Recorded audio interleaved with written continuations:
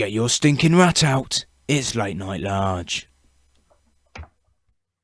Hi everyone, and welcome to another Lockdown Large Extra Time, and joining you for an episode that's got an element of positivity about it.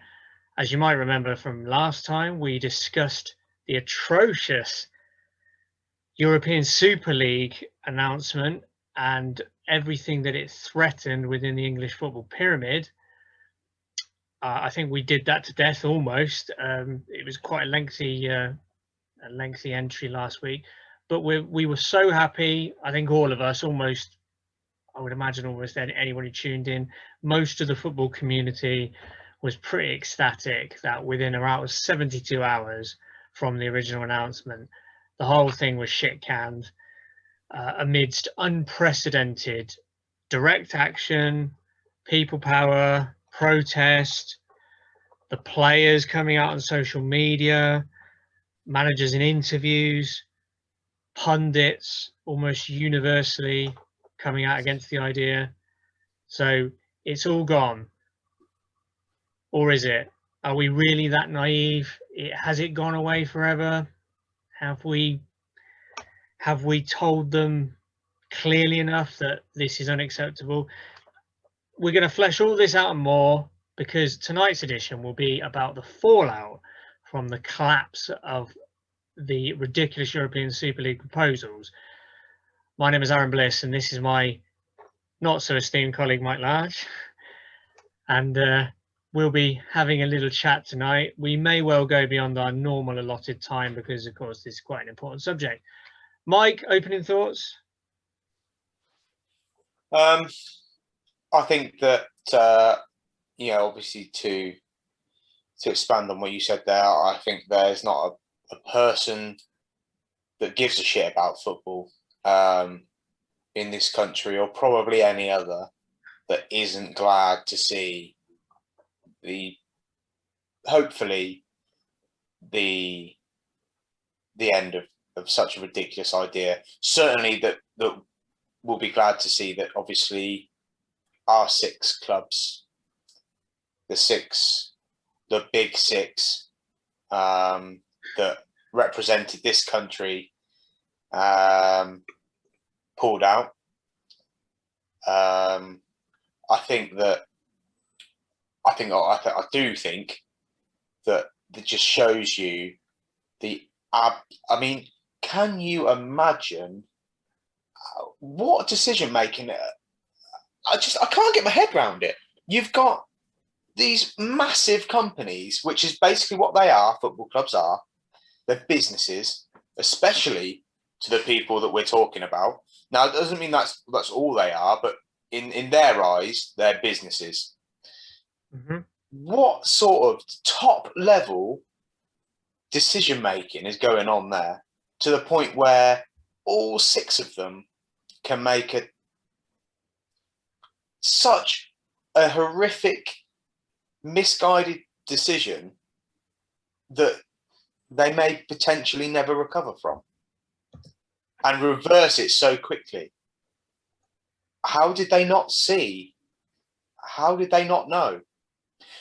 Reminds me of, in our normal lockdown larges, where we say, if only people had just fucking asked us, or if you or I can say, that's a bad idea, and we can figure it out, why couldn't the government, etc.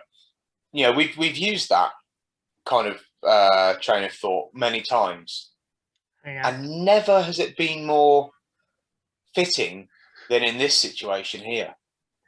If they'd have just asked one football fan anywhere, what do you reckon to this idea?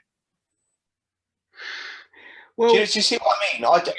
It just amazes me that such a astute businessman can make such a terrible business decision. No, and end up, 72 hours later, standing there with their tails between their legs, their pants pulled down, their asses freshly spanked to within an inch of their life. It's embarrassing. It is. Mike, so you made an interesting point there. You reckoned it with our normal lockdown large, where we talk about why the government makes just some decisions that the average layman can see are stupid, misguided, have no seeming logic to them. And do you remember what we've generally said in lockdown large, or what we've kind of suggested might be the most reasonable explanation? Because, what is it, Occam's razor, or you just cut away the extraneous bits and pieces, and what's the most absolutely logical, simplest explanation for this? And it comes down to the psychology of the very rich, doesn't it? So what we tend to say about the government is part of the reason is they are so insulated from ordinary struggle and adversity. They cannot, and they basically don't have the empathy to see other people's perspective. So that means they govern really badly, because they can't think like the average man or woman on the street who's struggling to get by. If we apply that also to football, which you can do because these businessmen are extraordinarily wealthy, I'll put my cards on the table and say I'd be very surprised if any of them was born poor. So the likelihood is they've most likely spent all of their life in a comfortable, affluent position. So to me, I think a similar logic would prevail as well. They to them, fans are customers. They're customers that they need to engage with in a slightly different way because they've been told to by corporate PR. But ultimately, do you think John Henry understands how the average Liverpool fan goes about his week and looks forward to the match? Do you think, I mean, it's easy, the Glazers are fucking vampires. They're not even close to being human. But, Roman Abramovich doesn't have a fucking clue what the average Chelsea fan thinks or feels during the week leading up to a game. So these people have gone into this with, a massive, basically, empathy gap. They can't see it from fans' perspective. And just to finish off the point, you might then say, well, that's why you ask the fans. Well, let's be cynical. We kind of think we know why they didn't ask the fans. Because although they might have a complete lack of empathy, they probably know enough to understand that the fans would not be supportive of this. So you think they chanced it? You think they've gone, look, we know it's not going to be popular. Let's do it. Let's just do it and hope that the backlash isn't so severe that we regret it. I think so. That was I think that's the most likely explanation. I think, bear in mind, so ignore the empathy thing for a minute, because I know that kind of contradicts with what I said about knowing that it wouldn't be popular with the fans. What about this then? Their business careers have been probably summed up by ruthlessness, right? If you're successful in business generally, and when we say successful in business, I don't mean, oh, well done, you've got a mid-sized plumbing agency, or you run a little corner shop. Those businesses are the right kind of successful. I'm talking about massive businesses. You are essentially an exploiter. Now, it's an argument about how much you exploit and whatever, but even aside from the everyday exploitation, you are ruthless. You will step over people for that opportunity. Now, that's not an insult. That's just how capitalism works. You step over the competitors and you take the opportunity, and you step back over the competitors and get your assets. So they've spent their whole lives, business lives, being ruthless, seeing an opening and bulldozing through. And to me, it's the same thing, that they saw an opening, they saw the figures in the balance sheet, and then somebody probably said to them, I'm not sure this is going to go down well. And their thinking is, hang on, I'm head of this massive company. I don't listen to the low-level employees at my other company, so why would I listen to the customers who spend maybe £100 a week, if that, with us? Why would I listen to them? We'll do it. If we get some blowback, we'll put out some stuff about listening exercises, and we'll ride it out. I think that's the most likely explanation. I don't know, unless you have another one. Well, no. This is what I mean. This is what I was trying to say. is that I don't understand. If that isn't the case, then what was the thought process? So I'm not disagreeing with you.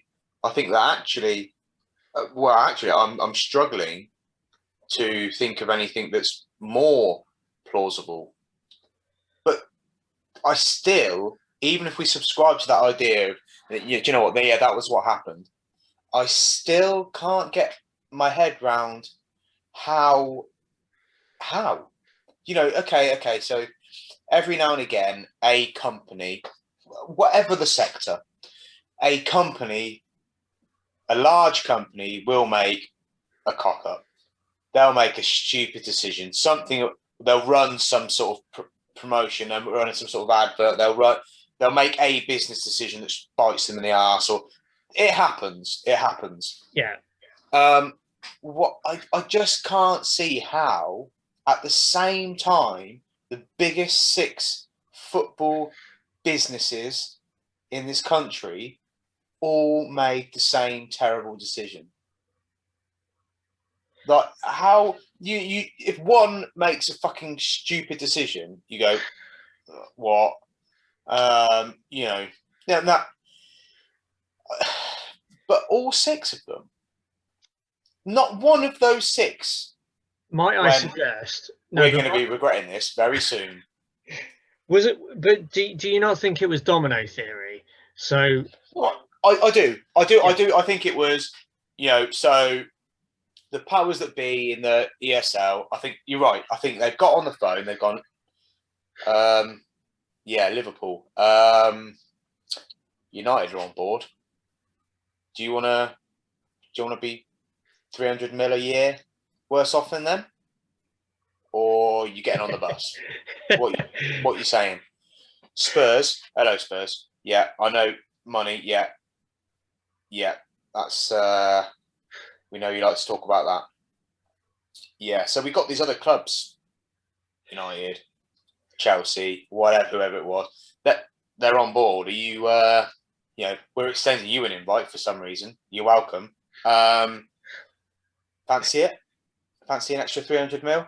Yeah, so maybe there was that. Maybe it was fear of being left behind. And that's what it was. And so maybe it was 1 or 2 that went, greed. And the next 3 or 4 went, fuck. Well, how can we've got to, right? Otherwise, we're never going to win the league again, or we're never going to win the league, or we're never, surely. Okay, so maybe. So let me venture a potential way it would have played out.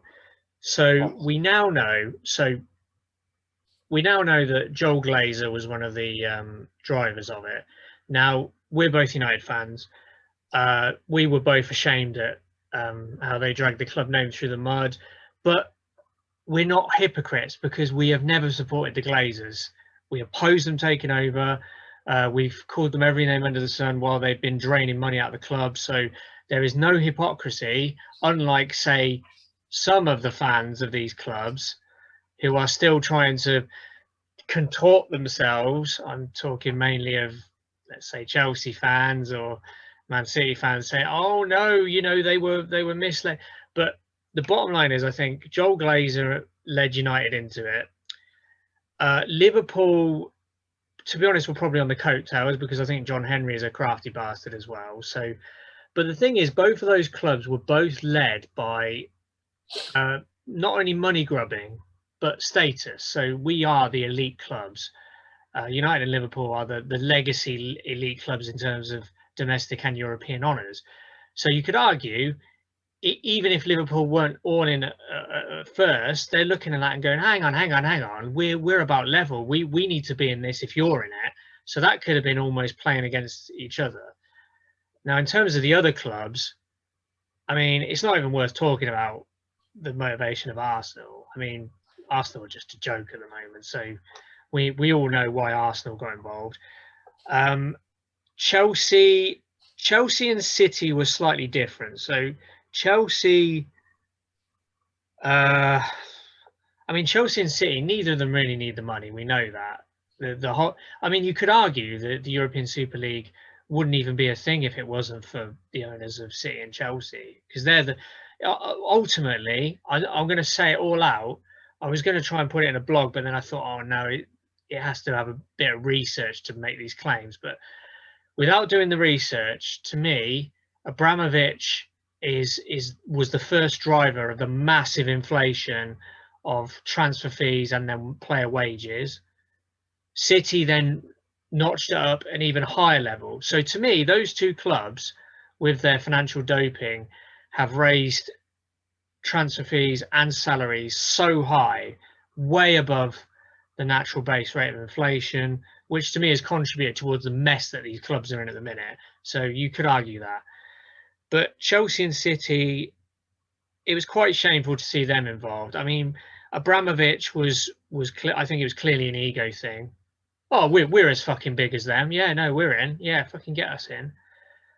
I can only imagine Man City might have been kind of chuckling behind their hand at UEFA, saying, "Oh, we'll fucking show them." But aside from that, City's is probably the most shameless, because literally they have no history that would ever justify them being anywhere near a Super League other than the last 5 years. So we know that was all about money, and ironically, they didn't need the money anyway. So it was just them desperately saying, "Yeah, we're part of the big club." And I mean, do I even need to talk about Spurs? I mean, you might as well have thrown Sheffield United into it. Without Harry Kane, no one would even want to watch Spurs. I'm sorry, but that is true. They've long gone past the Pochettino glory era. Daniel Levy might, think he's got the Midas touch or whatever, but no one in that European Super League would pay to watch a Tottenham match. So, we know why they were in it. It was because they were fucking lucky to be in the room. They're like, yeah, snap your hand off. So I don't know. I generally think that's probably the way it went. And like you say, the dominoes were all played off against each other, and it was like, yeah, we have to do this. Anyway, so the other thing, Mike, that I thought was really interesting about this is the order that everything collapsed. So obviously we saw there were almost immediate condemnation. Gary Neville did himself proud. Jamie Carragher was pretty good. Souness stuck the boot in. Roy Keane wasn't having it.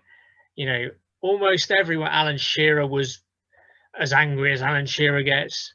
Michael Richards didn't even laugh. It was just, everyone was like across the board. No one had a good word to say about it. Fair play. I'm never usually kind to Chelsea fans, but fair play to them for blockading their team bus. That was a brilliant protest. To literally have on the news their ex-goalkeeper and club ambassador having to plead with the fans past a police cordon to let the team bus through. It was like, for once you looked at Chelsea fans and you're actually inspired. So fair play to them. And of course, we had protests against the Glazers. Liverpool fans were putting up all kinds of signs saying about John Henry and FSG selling the club out, selling out Shankly's principles. So the football community came together in a brilliant way against this ridiculous idea. You could see wavering almost instantaneously. Then there was an avalanche of articles and players and ex-players and managers in interviews being embarrassed by it and then saying they didn't agree with it. It was a PR disaster, basically. And the clubs that were I think identified as the most likely to pull out under severe pressure were Chelsea and Man City, which I believe they were the first two to say, no, we're out now. Closely followed by Spurs and Arsenal, and then finally, I believe us and Liverpool pulled out. I'm not sure what the order is beyond them, but obviously we then had, I think, both the Milan clubs and Atletico Madrid announcing that they were pulling out. But right now, the interesting thing is, technically Juventus, Barcelona and Real Madrid have not pulled out. They're still saying that they're happy with this state of affairs. Are we surprised these are the clubs that are the heaviest in debt? That, they're not even pretending anymore. Literally the only reason they wanted this league was to plug the holes in their finances that they've caused with their financial mismanagement. So they're still sticking around. And then you've got that puffin Florentino Perez, Is he still the chairman of Real Madrid, or is he the ex-chairman? No, I think he is. President, sorry. President, yeah. He's still the president of Real Madrid. As far as I know. So he's still like belching out to the media about nobody's pulled out. Nobody's pulled out. It's still going ahead. Contractually obliged. You know, just like pretending up is down and reality doesn't count. So Perez is still banging the drum, still insists that the Super League will go ahead. Presumably thinks he's going to sue the clubs that pulled out. You know, it's just, he's like Comical Ali at this point, isn't he? Well, you know, the statues are being torn down behind him and he's insisting that they're winning the war. I don't know. What do you think, Mike? Well, first of all, I've no, you mentioned like potential legal action there. I have no idea what kind of stance or what position he would be in to do that sort of thing. I don't know. I mean, assuming he has a leg to stand on it in that respect, that could make things interesting. It could. Be interesting. In fact, it would be interesting. I don't want that for my club or any other club, but it would be interesting to see what happens, knowing that, you know, well, I just think it'd be interesting. It could be. We'll get some good news stories out of that anyway. But assuming he doesn't, and as things stand, he's got his Real Madrid, Barcelona, and Juventus. Now, as great as those clubs are, as like the history of those clubs, fantastic, as good as anywhere else in Europe. Huge clubs, huge. But 3 clubs enough for a Super League? Do you know what I mean? Is 3 clubs enough? I don't think it is.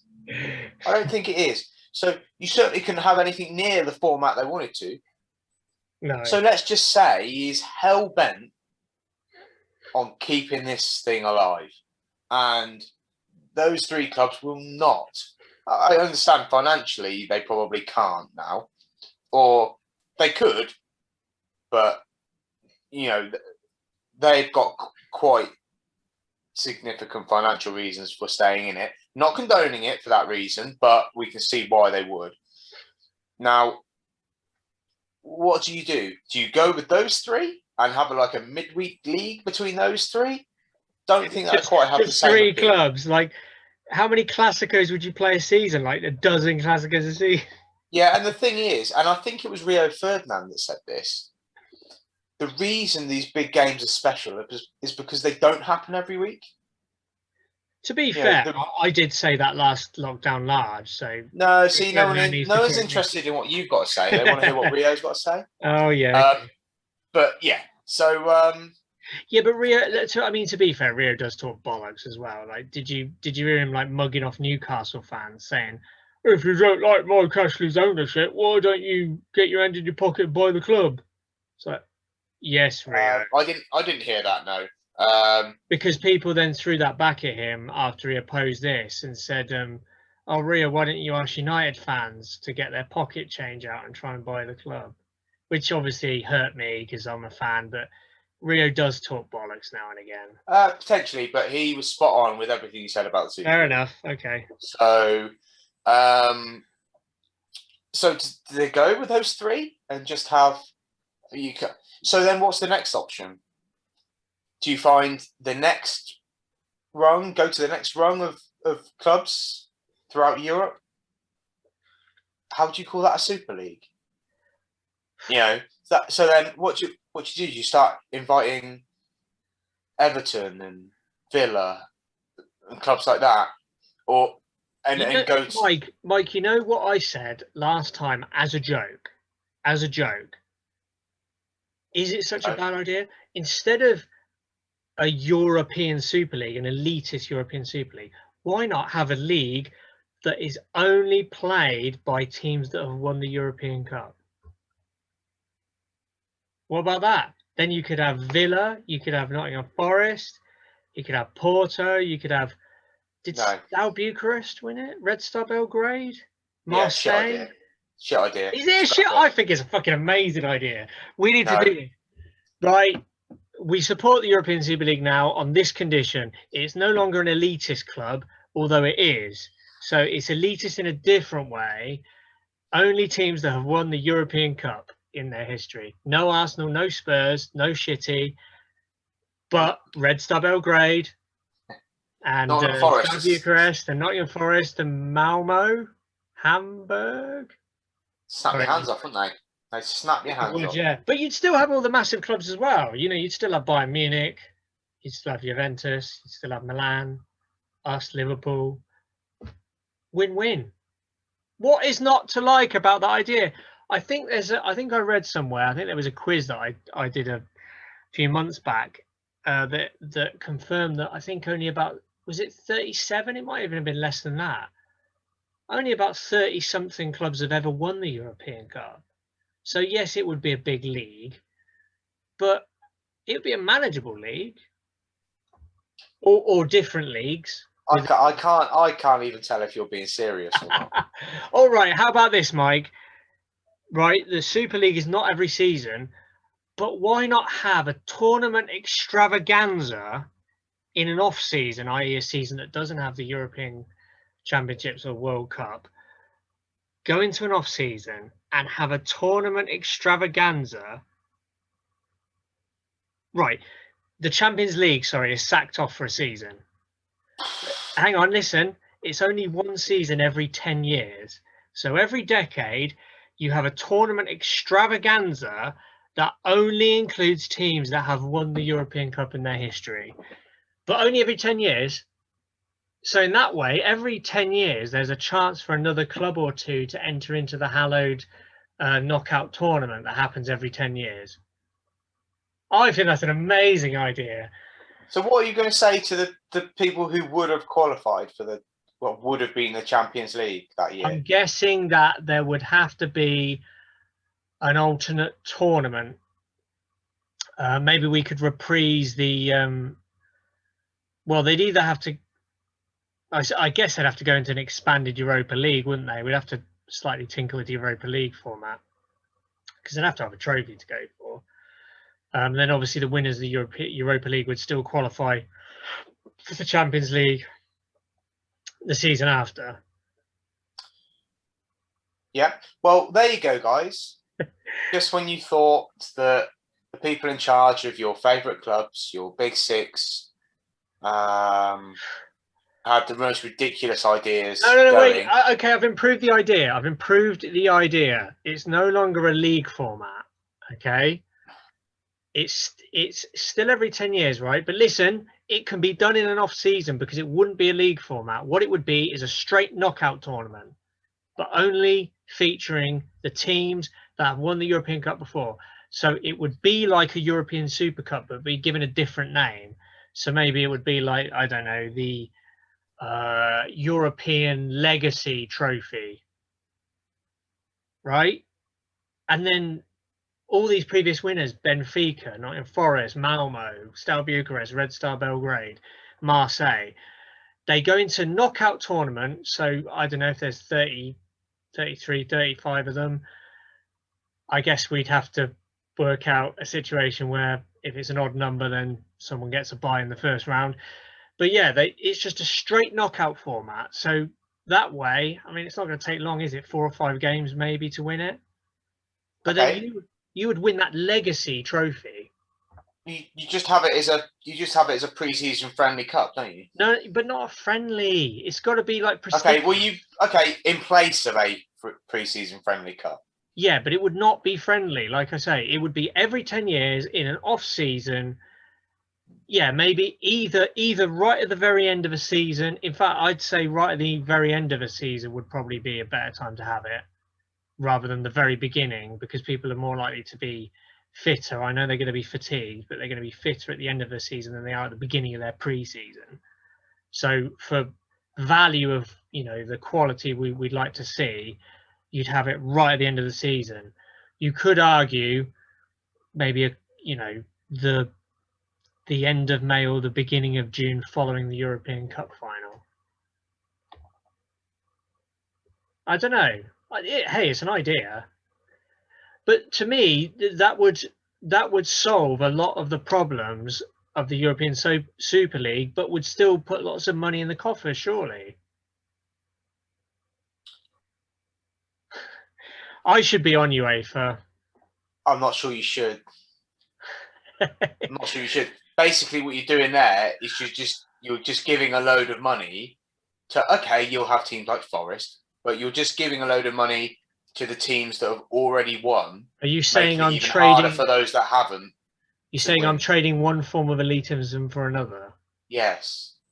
But it's a good form of elitism because it's based on competition in the past. It's a good form because you like it. Yeah. No. Right. Hey, anyone who's tuning in, please stick a comment in there. Do you like my idea for the 10-year legacy European legacy trophy for only previous winners? I like it. First of all, 10-year, no, too much. It'd have to be like maybe every 4 years. So in between the Euros and the World Cup or something. That'd be better. Too much. Oh, too much of a gap. Yeah, too much of a gap. Okay, that's good. Yeah, so you're turning it into a World Cup style format. Yeah, but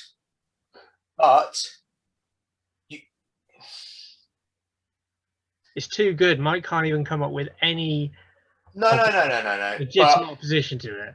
But whilst I think that would be a fantastic for the fans, we'd all like to see it. We'd all get FIFA out, wouldn't we? And we set up that tournament happily. Bloody would, yes. Yeah, yes. But there is still elitism, and you are still. You know what? Listen. I am going to put this suggestion on Facebook. Do it. See what people think. But sorry, what I'm saying to you is this: absolutely have the competition. The fans get what they want out of it. The players get, game time, the chance of a bit more prestige. Nottingham Forest get to play against Juventus. Stuff like this, right? So yeah, great, cool. But it can't be. There can't be financial benefit to it, or rather, I don't think there should be. Well, it won't happen. So I think anything that would be gained naturally, gate receipts, things like that, by all means, go to those clubs.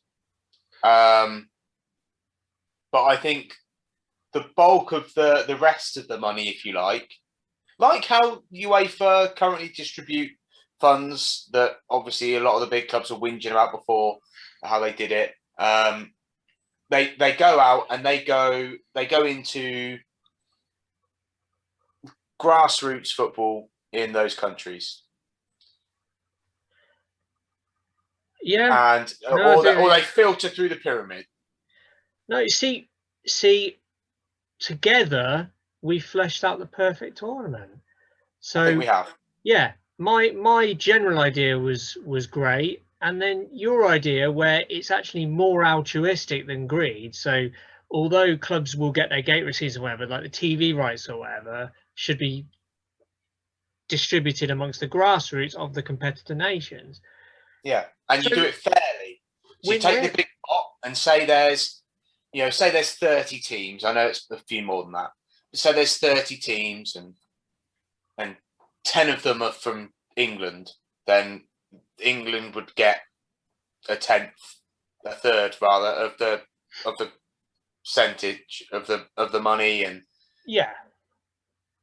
But to me, I get that people will say, "Oh, why are you making another tournament for teams that have already been successful? What about the teams that are trying to be?" It's like, but it's not a closed shop this way, because there's still the meritocracy of qualifying for the Champions League, and there's still the chance that a Porto or a Monaco or a Benfica or, I mean, I can't think of a Who's won it in the modern age since it became the Yeah, Champions we know. League? We get your point.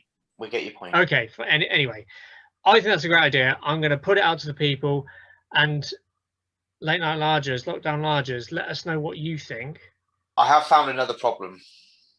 Oh no, go on. What's the problem? Okay, so you've got countries who have never had a winner of the Champions League, That's true. and they're going to say, so you're putting all that money back into the grassroots of the countries that already have successful teams, successful clubs, champions of Europe. That's giving that country an advantage against ours. That's giving that whole league, but that's the and case all with the way from grassroots up, an advantage against ours. But that's the case with the existing format of the Champions League. How is it any different? No, I agree. I just think that might be I'm sure potential backlash. Yeah. I think it's bullshit though, because it's no different to how the Champions League currently operates. It's like saying, "Oh, my country doesn't qualify for the Champions League because it gets knocked out in the qualifiers." But it's unfair because next season we'll be even more disadvantaged because the club that beat us in the qualifiers get more money for reaching the stages of the Champions League. It's like that's the meritocracy. Anyway, we'll put it out there. Do you know what? We've got something there. Don't you think that we've put more thought into the pros and cons of our idea maybe than the European Super League idiots did? Yes. I thought you might say that. Okay, so a few other points that have been raised by this debacle, Mike, that I thought were worth discussing. So one thing I heard a few times was, by the way, there's a really interesting, a really well written article on BBC Sport football section, which someone, a friend, Mark Edwards, thanks Mark, drew my attention to. It's very good. And by the way, the reason I say it's very good is because BBC Sport doesn't have a lot of good articles, but it is very in depth about the European Super League. Has it been vanquished for good? What other forms might it take? These kind of things. And we know that this isn't all over, so the fans have to be vigilant. Mike, a few points that I've seen. So a lot of people made the argument is, although it was like it gave a massive shot in the arm and a big hit of positivity to see the football community out there protesting, holding the placards, demanding that their owners listen to the fans, and finally, forced by direct action this change. Why can't people do that kind of thing towards racism in football? That was one thing that they brought up, which was a decent point. I mean, it's got pretty stupid where you get to the stage where some fans are actively booing players taking a knee. I mean, by all means, don't have to take a knee yourself or join kick it out, but to be a big enough bellend to do that. And of course, this weekend, I believe, or is it this entire week, this coming week, I think all the elite clubs in England particularly, maybe elsewhere as well, are boycotting social media, which again is direct action intended to force them to take slightly more prompt action against the kind of keyboard warriors who are posting like racist garbage on players' walls and stuff like this. Any comment on that, Mike? Do you think they have a point? Do you think football fans need to be more united against things like racist abuse in football? It's hard to argue with it, isn't it? I think maybe they have got a point. You might say, where do you draw the line? Well, the answer they came back with, which again is hard to argue with, is it's like because beating racism doesn't make a lot of money for people. If it was hugely profitable to beat racism, then or rather it was hugely profitable to not beat racism and it meant taking away the competitive edge of sport. Anyway, I think we all know that the real reason is that it's as much as they like to tell us otherwise, division is useful. Division is very useful for those in power. It always has been. Divide and rule. It keeps us fighting amongst ourselves. but I don't want to go on a soapbox about that. But I thought they had a good point. It would be great if the football community came together and fought other evils as well. Okay, Mike, quickly, where do you stand on punishments? What do you think?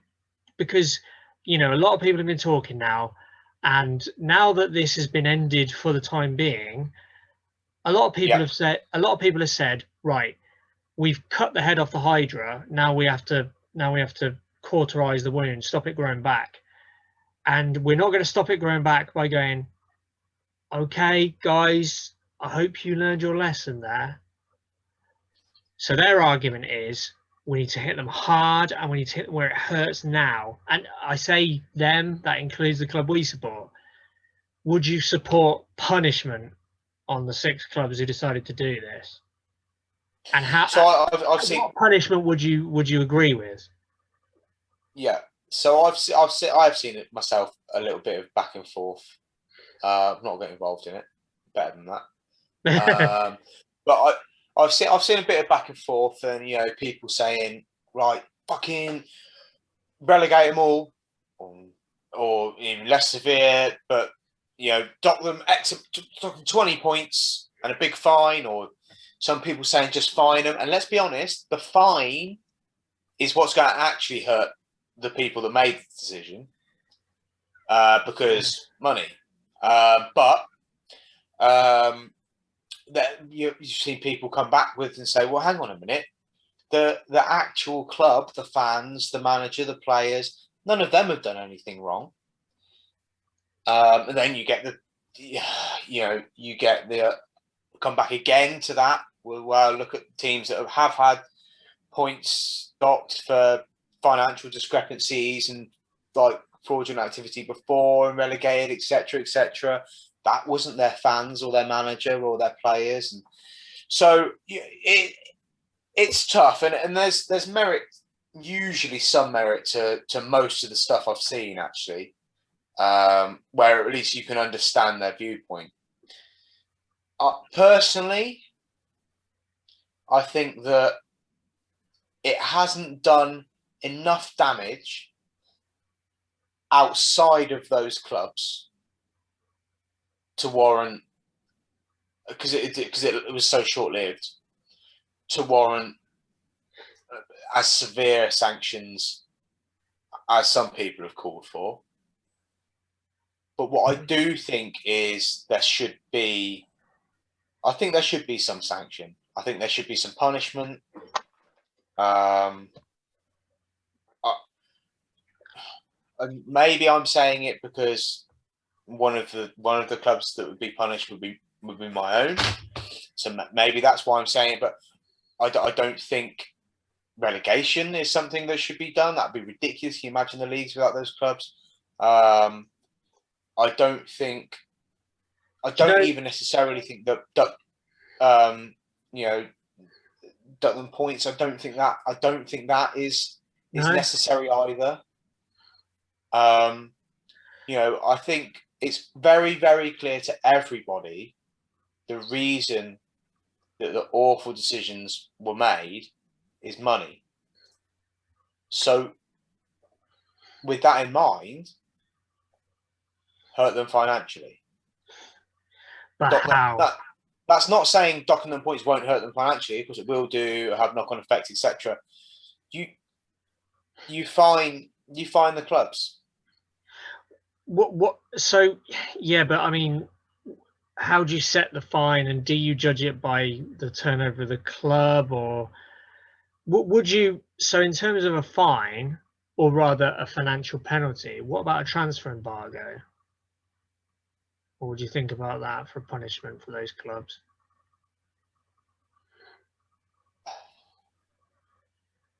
I don't think transfer embargo is a good idea.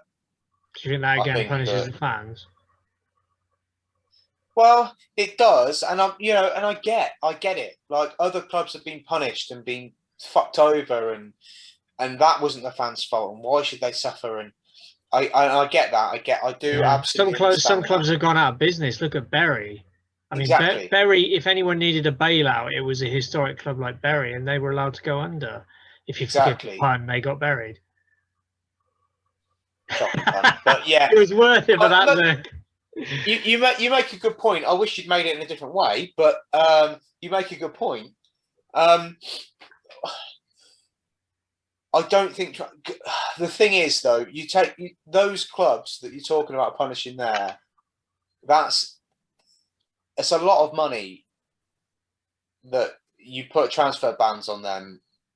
There's a lot of money that isn't getting passed out around the world of football.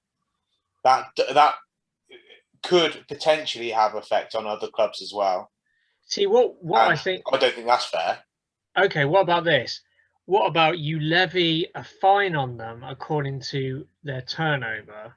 So this would be to prevent, say, hammering a club like, say, Tottenham with a fine that they could hardly afford, whereas we could quite comfortably afford it. So if you stagger their fine by how profitable their club is, but use 100% of the fine to go back into grassroots football of the countries of the Champions League. Oh, mind you, no. If it was just English clubs, it would be the grassroots of English clubs. But obviously, it'd have to be administered by UEFA because UEFA who would fine them, presumably.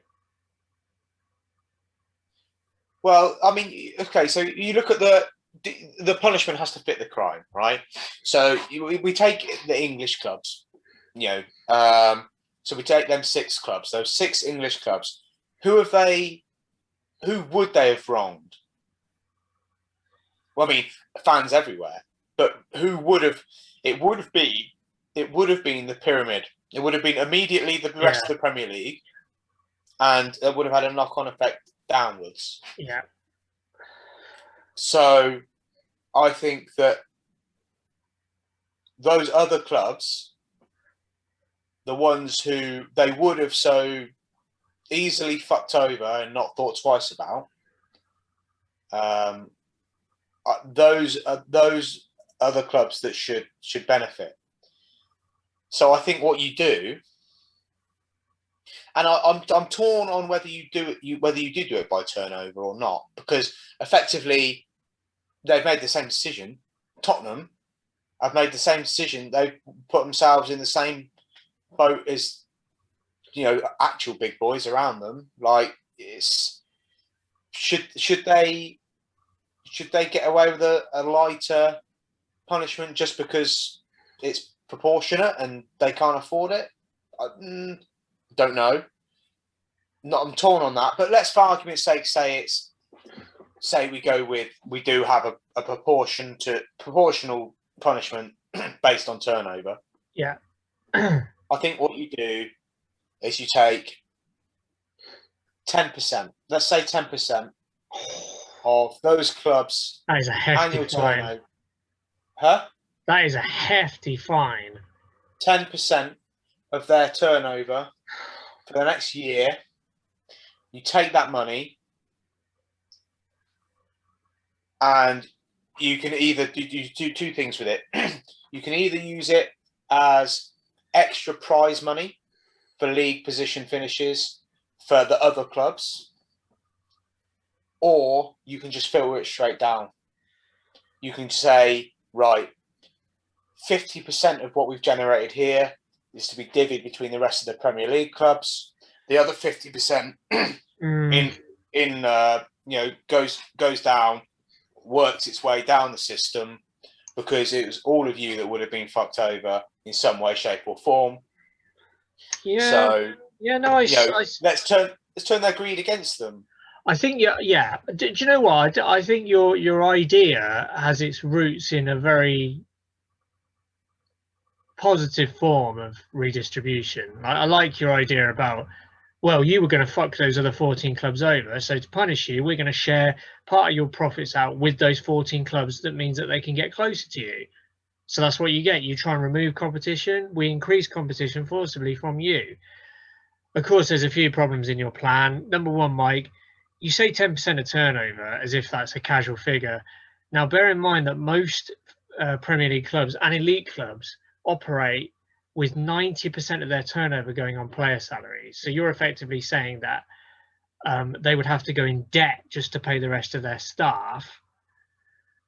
And the other thing is, and it's an enormous amount. I don't think you understand or comprehend the scale of 10% of like Manchester United and Liverpool's turnover. Okay, of profit then.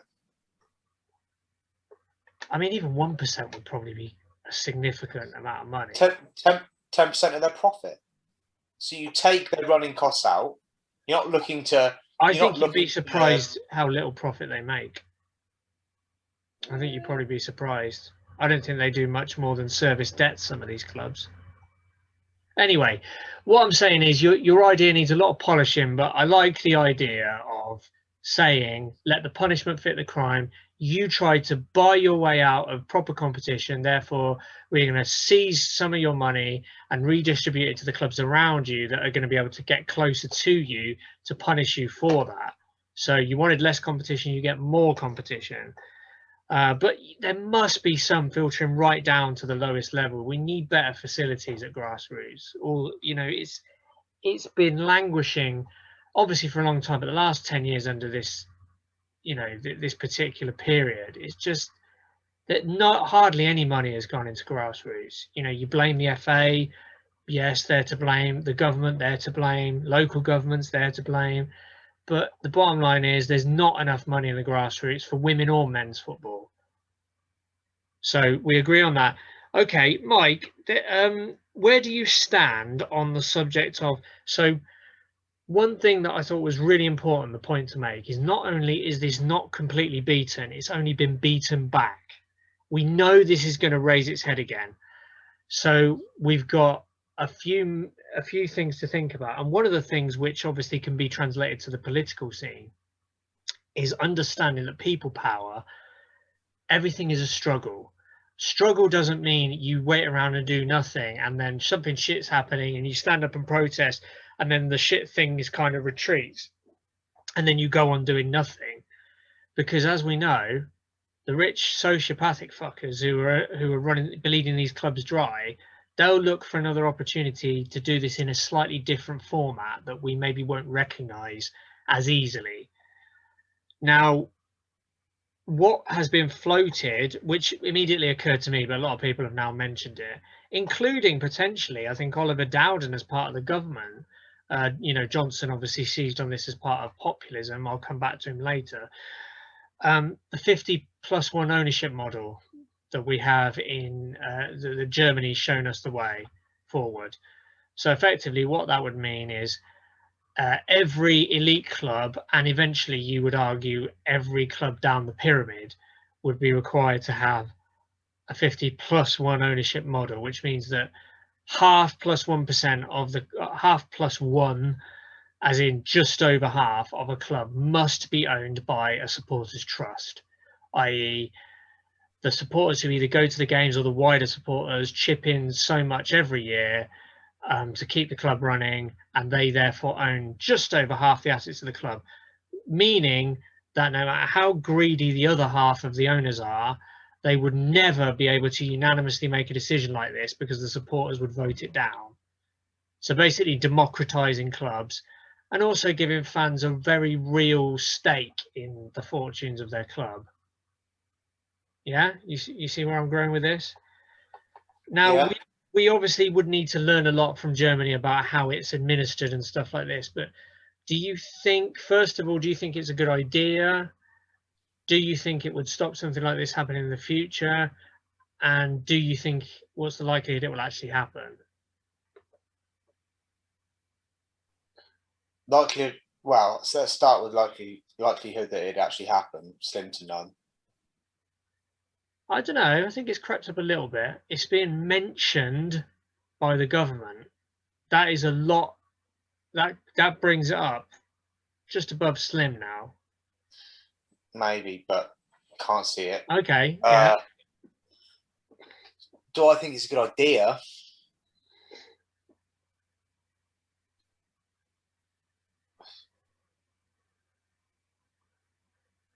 I don't know. I don't know. What I do think is it would to touch on your other point, would it have stopped? Yes, it would stop ridiculous decisions like what we've just seen being made. I think there'd have to be a lot of sanction and kind of around whatever the give any given supporter trust that had, you know, controlling decision-making power over any given club. There'd have to be, you know, that'd have to be regulated quite heavily as well, because you could end up with, you know, rogue people in power within those kind of. Yeah, no, agreed. Although the argument is, at the moment, we have rogue people in power who seemingly act with impunity. So why would it be different with fans? You could argue. I know. I'm not saying. No, but I mean, not, there's an argument to make, and maybe I'm living in a fairy tale world here, but there's an argument to make that this could improve all aspects of running a club. So, for instance, if you had a 50+1 ownership model and they attended all the AGMs and the regular shareholders meet, not every person who owns the club, the representatives of the supporters trust, who would speak on their behalf. So if you had them attending all the meetings or whatever, just think what the kind of things they could decide. They could decide, for instance, that every member of staff who works at the club must be paid the living wage. They could decide that they shouldn't have gambling companies or bookies on their shirt sponsorship. You know, they could decide that they want to operate on 100% clean energy. You know, you could really revolutionise the way the club's run. And I'm sure it would. I'm sure if we changed tomorrow to that system, I'm sure it would all start out exactly like that, and it'd be fantastic. What you're suggesting is we elect a group of people to govern and make the decisions within our own institutions, and expect that never to go corrupt or bad. Well, so we can implicitly trust these people. No, hang on. The difference between that, Mike, would be this would be more of a cooperative model. So it would be a lot different to the normal election thing, because bear in mind the fans that elect you would presumably elect you every year, and if there's a year when you really fuck up, you'll be removed. And not to mention that we're talking about football fans. There's every chance that if you fuck up badly, then it's not just that they'll disapprove of you. You know, you could get beaten up or worse.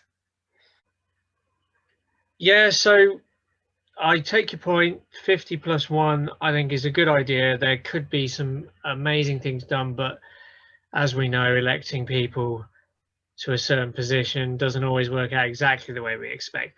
I guess the big positive we could take from it is it could genuinely stop unilateral operations like these from super rich twats taking the club in a direction nobody agrees with. So, you know, it's open to debate. We'll have to learn more about that. Mike, something else that came to me. Do you think it would be a good idea? Because I remember seeing that Alexander Cheferin mentioned. So, do you remember the guy that slagged off most of them, like Andrew Agnelli and Joel Glazer, as snakes and liars? He's UEFA president, isn't That's he? the one, the UEFA president. So Cheferin made an interesting comment about the new Champions League format that we will talk about on the next Lockdown Large Extra Time, where, in fact, I won't spoil that, but Cheferin was very much like, we're expanding the Champions League for one reason and one reason only. And to find out that reason, you'll need to tune into the next Lockdown Large Extra Time. But obviously, there is a big problem with debt, particularly with the clubs we named before, Juve, Real Madrid and Barcelona. Mike, do you think, by the way, I've always thought, what the hell are clubs like Real Madrid and Barcelona getting into massive debt with player salaries for? Now, call me an idiot, Mike, but... Idiot. Sorry? Idiot. Okay, twat. You said call me an idiot. Yeah, and I called you a twat. So apparently most players, don't get me wrong, Mike, I thought that most elite players would love to see themselves playing at a club like Real Madrid or Barcelona. That seems to be a lot of players who make it in the game. That seems to be their dream, to represent those kind of clubs, right? European, world elite, wearing that famous shirt. My argument is, why are they paying some of the highest salaries around? I don't understand it. If you've got pulling power by virtue of your status as an elite of the elite clubs, why are you still paying the highest salaries? You know why? You know why? Because other clubs who aren't them can pay that money now. So Because why not turn around and say, go and move to that club then? Not going to win the European Cup because there. they want the players. Because they want the best players in the world. They don't want to. They don't. They're not going to turn around to Real Madrid. Aren't going to turn around to PSG and say, "Yeah, do you know what? Just have all the best players because we're going to put our foot down and we're not going to pay them what you'll pay them." Or they're not going to say to Man City, "Have all the best players. We don't want to be the best team in the world anymore. We don't want to be a European powerhouse." I still don't get it. That's how these things work, isn't it? Other teams are able to pay them more, so that's how it goes. But someone pays this much, then they pay that much, then you pay that much. That's how it works. But okay, to give you probably an appropriate example, but it's like, I don't know. It's like you know, an incredibly good-looking guy who looks like fucking Brad Pitt. Yeah. He takes girls out on dates, and he still spends more money than anyone would spend on a date. It doesn't make sense. The pulling power is there. Why are you then lavishing money as if you have no pulling power at all? I don't. I can explain that one for you. Obviously, I'm uniquely placed to explain that for you. Uniquely. Okay, Mike. Yeah, go on then. Status thing, isn't it? Trying to impress. Maybe you came closer to explaining the clubs by that stupid analogy than what we did when we were talking about the clubs. Fair enough. Okay, so, you know, even if I don't accept it, say you're right about the clubs and why they pay these ridiculous salaries. Can we all agree that the biggest problem with money in the game, because I've argued before, when people complain about players' salaries, my argument is always, what is the problem with elite players earning the elite wages? Because they're the ones who generate the interest, they're the ones who generate the money. And football is one of the few sports where working class kids can make it good and earn the majority of the wage for their labour, which doesn't happen anywhere else. So we should be supporting it. The problem I have is where you're paying top dollar wages for mediocre players. So this is the problem. The problem isn't necessarily paying Kylian Mbappe 400 grand a week. The problem is paying Ousmane Dembele 150 grand a week. You know, you should be well up the bracket before you're breaking the 100 grand a week barrier. So I think that the problem is more the middle level tier players at any of the big clubs are earning ludicrous salaries. It's not the elite players. But that's how it works, isn't it? It drives it up. It all goes up. It's true. And again, I'll come back to it. Chelsea and then Man City and PSG, they're the clubs that have created this problem more than anyone else. Not alone, but more than anyone else, they've created this problem. And the final point I wanted to make, Mike, is the biggest problem of money, it was money going out of the game to agents.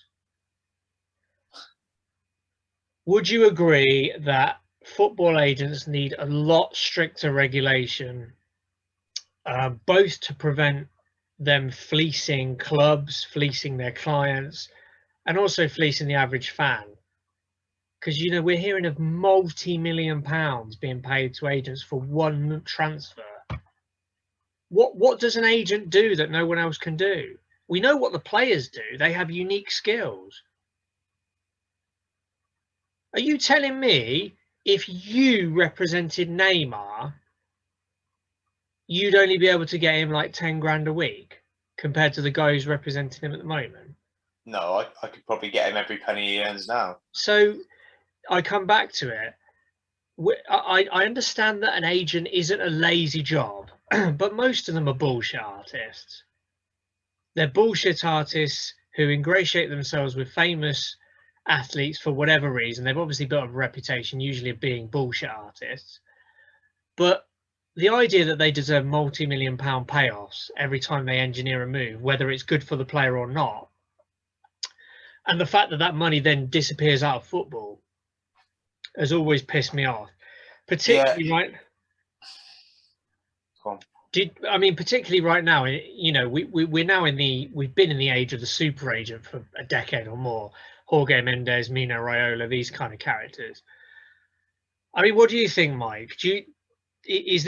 Would this stem the tide of massive debts if we regulated these fuckers to earn still a substantial amount, but not obscene amounts from engineering player moves? I guess it could help, but I don't know. Because I'm not sure. I'm not sure it's the answer. I agree with you. Don't you think it's part of the solution, though? Part of the solution. It could help. I don't think it's the answer itself. I don't think just doing that would really do that much. If I'm honest. But we're not in the business of coming up with easy solutions. We're suggesting different ways that might tackle elements of the problem. Yeah, no, I do agree. It's ridiculous, the money that someone can make out of those things. Someone made the point, and I don't know how accurate this is, but someone made the point is, what other sector of business could you be in where your representative pays you and the company that they move to pays you as well? Yeah, no, fair enough. So anyway, I think I'm going to end on a really incendiary point, Mike, and I don't know what you make of this. Have you seen this groomer today? And we'll talk about it on the regular Late Night Large. But did you hear this groomer that, well, it's not a groomer, it's fact, it's just a groomer what they talked about. Did you hear that Boris Johnson had a meeting with Ed Woodward? Not like, I don't know if it was a day or 2 days before the Super League news broke. You see what I'm saying here? See what the implication is? Yeah. Now, lest we forget, Boris Johnson, Mr. Populist, came out tub thumping against the idea of a European Super League, saying how anti-competitive it was. He was going to draw up legislation to throw a grenade into their plans or whatever.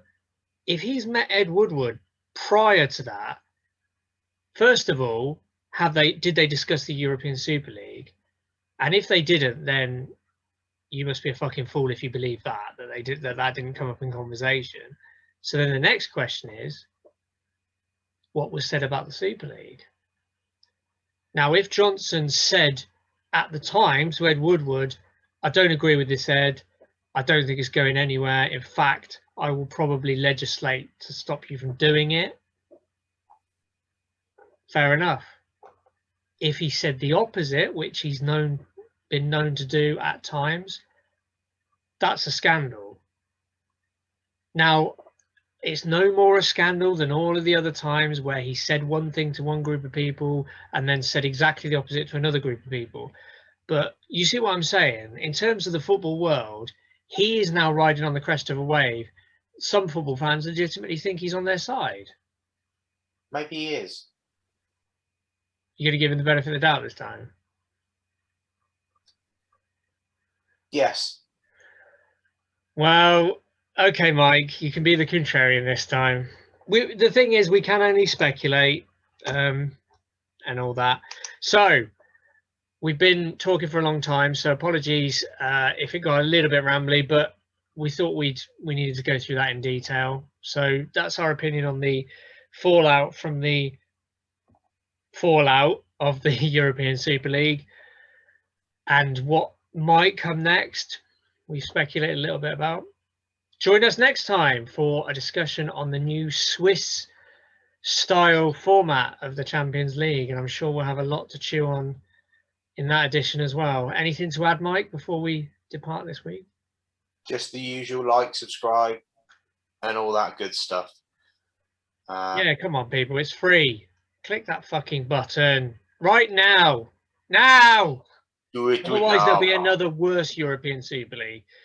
And until next week, we'll catch you again.